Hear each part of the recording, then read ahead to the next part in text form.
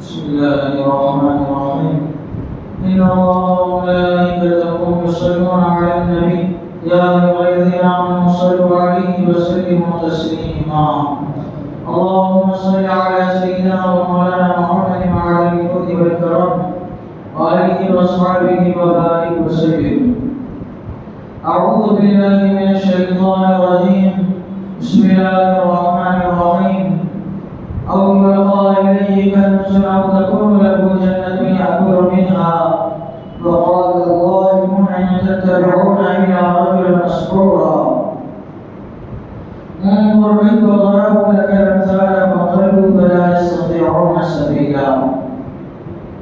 یا غیب سے انہیں کوئی خزانہ مل جاتا یا ان کا کوئی باغ ہوتا جس میں سے کھاتے. اور ظالم بولے تم تو پیروی نہیں کرتے مگر ایک ایسے مرد کی جس پر جادو ہوا.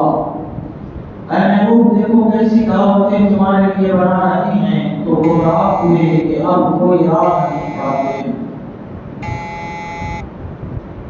اللہ تبارک و تعالیٰ نے ان آیات میں کفر و مشرکین کے اقوال کو بیان فرمایا ہے جو وہ حضور صلی اللہ علیہ وسلم کے خلاف کہتے تھے. اب ان کے پاس اپنے بت پرستی کا کوئی جواب نہیں تھا کہ خود سے اپنے ہاتھوں سے پتھر کو تراشا، اس کی تصویر بنائی، اس کو مجسمے میں ڈالا اور خود اس کی پوجا کرنے لگ گئے. وہ پتھر اپنی جگہ پر منجمد ہے، ٹھہرے ہوئے ہیں، جمے ہوئے ہیں، نہ خود چل پھر سکتے ہیں، بول سکتے ہیں، نہ خود اپنے نفع نقصان کے مالک ہے تو دوسرے کو کیا نفع اور نقصان پہنچا سکتے ہیں. ان کے پاس اب اس کا کوئی جواب نہیں تھا. یہ بدبخت حضور صلی اللہ علیہ وسلم کو دیکھتے تھے کہ آپ پر قرآن نازل ہوتا ہے اور آپ معجزات دکھاتے ہیں، جو مطالبہ کیا جائے اس کو پورا کرتے ہیں. تو یہ لوگوں کو بہکانے کے لیے، لوگوں کو آپ سے معرفی کرنے کے لیے یہ کہنے لگے کہ دیکھو رسول کیسا ہونا چاہیے. رسول کا مرتبہ بہت بلند ہوتا ہے. رسول کا مرتبہ سب سے اونچا ہوتا ہے. اس کو سب سے اونچا ہر چیز میں ہونا چاہیے. تو انہوں نے پہلے یہ کہا کہ اس کو کھانے پینے کی عادت نہیں ہونا چاہیے، وہ یوں ہی بازار میں ٹہلتا ہوا نظر نہیں آنا چاہیے، اس کے ساتھ ہمیشہ ایک فرشتہ ہونا چاہیے. اب کہنے لگے کہ اس کے پاس مال و دولت ہونی چاہیے، حکومت ہونی چاہیے، خزانہ اس کے پاس ہونا چاہیے، یہ نبی کے پاس ہونا چاہیے، یا کم از کم اس کے پاس ایسا باغ ہونا چاہیے کہ اس باغ میں وہ اپنے آپ کو محفوظ کر سکے اور اس باغ سے کھائے. کم از کم ایک باغ کو جو ہے اس کے پاس ہونا چاہیے. یہ ان ظالموں نے کہا. انہوں نے دنیاوی ظاہری شان اور شوکت کو آخرت پر قیاس کیا، جبکہ دنیا کی کوئی حقیقت اللہ اور اس کے رسول کے نزدیک نہیں ہے. مچھر کے پر کے برابر بھی دنیا کی حقیقت نہیں ہے.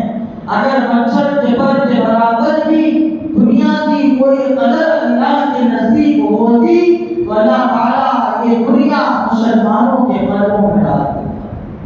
لیکن دنیا کی کوئی قدر و قیمت اللہ کے نزدیک نہیں ہے. اور یہ کہ حضور صلی اللہ علیہ وسلم کسی چیز کے مالک نہیں تھے، آپ کے پاس خزانے نہیں تھے، ایسا نہیں ہے، بلکہ آپ نے سادگی کو اختیار فرمایا. حضرت خیثمہ رضی اللہ تعالیٰ عنہ فرماتے ہیں کہ ناظم جنت، جو جنت کے ناظم ہیں فرشتے رضوان، یہ اللہ تبارک و تعالیٰ کی طرف سے خزانوں کی کنجیوں کا صندوق تھا. اللہ کے رسول صلی اللہ علیہ وسلم کی بارگاہ میں لے کے آئے اور عرض کیا یا رسول اللہ آپ یہ سارا لے سکتے ہیں اور لیکن حضرت جبرائیل علیہ السلام کی طرف آپ نے اشارہ کیا تو آپ نے اپنا پورا ہاتھ زمین کی طرف مارا تو حضور صلی اللہ علیہ وسلم آپ کے اشارے کو سمجھ گئے کہ انسان کو مسکینیت اختیار کرنی چاہیے، یعنی سادگی اختیار کرنی چاہیے، عاجزی اختیار کرنی چاہیے۔ آپ نے اس کو رد فرما دیا۔ حضرت جبرائیل علیہ السلام حاضر بارگاہ ہوئے، عرض گزار ہو یا رسول اللہ، اگر آپ چاہتے کہ یہ جو مقام فتح ہے اس کے سارے پہاڑ سونا بنا دیا جائے گا، آپ کے ساتھ رہیں گے۔ حضور صلی اللہ علیہ وسلم نے اس کو اختیار فرمایا۔ آپ کے پاس مال غنیمت آتا تھا، تحفے دائی باتیں تھے، مال آتا تھا ہر قسم کا، لیکن کبھی بھی ایسا نہیں ہوا کہ کوئی مال، کوئی خزانہ یا کوئی سونا چاندی ایک رات آپ کے گھر میں رہا۔ ایک مرتبہ آپ نے نماز فجر ادا فرمائی، فوراً گھر کی طرف چلے۔ صحابہ کرام پریشان ہوئے کہ آخر ماجرا کیا ہو گیا؟ معمول کے خلاف آپ نے کہاں انجام دیا؟ صحابہ کرام نے عرض کیا رسول اللہ کیا بات ہے؟ آپ نے ارشاد فرمایا رات میں سونا، تھوڑا سا سونا میرے پاس تھا جو میں رات میں صدقہ نہ کر پایا، وہ رات بھر میرے گھر میں رہا، رات بھر میرے گھر میں رہا، مجھے گوارا نہ ہوا کہ صبح ہو جائے اور اس کو خرچ نہ کروں، اس لیے میں نے اس کے خرچ کرنے میں جلدی کی۔ آپ اتنی بھی مہلت گوارا نہ سمجھتے تھے کہ فجر کی نماز ادا کرنے کے بعد جو معمولات ہوتے ہیں ان کو ادا کرنے کے بعد گھر جائے پھر صدقہ کرے۔ اتنا وقت آپ کے گھر میں سونا رہنا یہ بھی آپ کو گوارا نہیں۔ ایسے آپ صدقہ و خیرات کو فرمانے والے تھے۔ معجزات کو اللہ تعالیٰ نے آپ کو ایسے عطا فرمائے تھے کہ سورج آپ کے قبضے میں ہے، چاند آپ کے قبضے میں ہے، یہ ساری زمین آپ کے قبضے میں ہے، یہ زمین اور آسمان کو تھا، جنت آپ کے قبضے میں اللہ تبارک و تعالیٰ نے زمین پہ عطا فرمایا۔ زمین پہ اللہ تبارک و تعالیٰ نے آپ رہتے ہوئے جنت کا مشاہدہ فرماتے تھے۔ یہ انہوں نے ظاہری دنیا کو سمجھ لیا تھا کہ سب کچھ ہے۔ اللہ تبارک و تعالیٰ فرماتا ہے کہ کفار کہتے تھے کہ غیب سے انہیں کوئی خزانہ مل جاتا ہے، ان کا کوئی باغ ہوتا جس سے کھاتے، اور ادب کہنے لگے اے لوگوں بہکاوے کرنے لگے، تمہیں جادو کی کوئی شخص کی جو ہے وہ پیروی کر رہے ہو۔